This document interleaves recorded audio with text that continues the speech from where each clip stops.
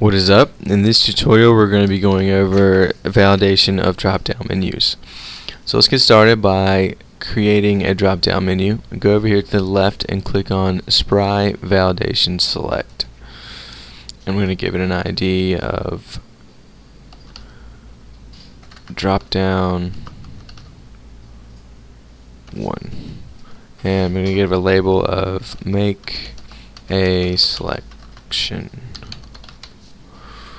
Say OK, and now we have created our Spry select span, and we have created a label for our select tags.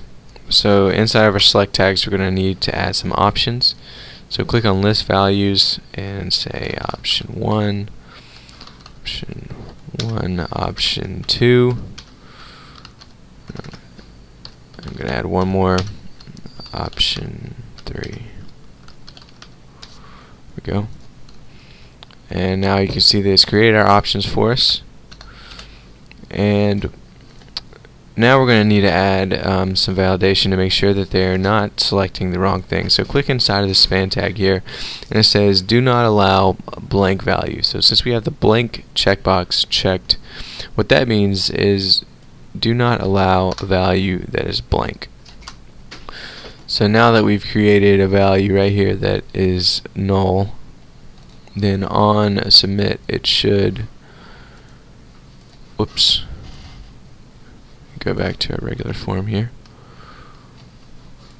There we go. So what you can see is when I click submit, this option 1, since it has a value of blank, is not allowed to be submitted.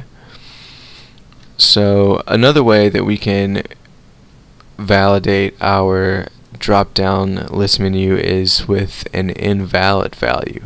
So we could change this to a -1. I'm going to change this to blank. And when we submit this form, it's going to be invalid if we have the blank option selected, because the value is -1. See? So if we choose any of these other ones, we can submit it. But if the one that is blank is chosen, then it won't allow us to submit it. So let's just recap real quick. With our drop-down validation, we have two options. We have the invalid value or the blank value.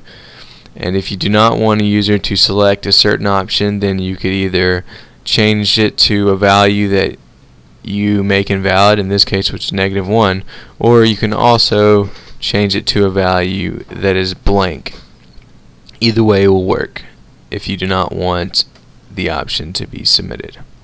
So that is it for the validation of a drop-down select menu.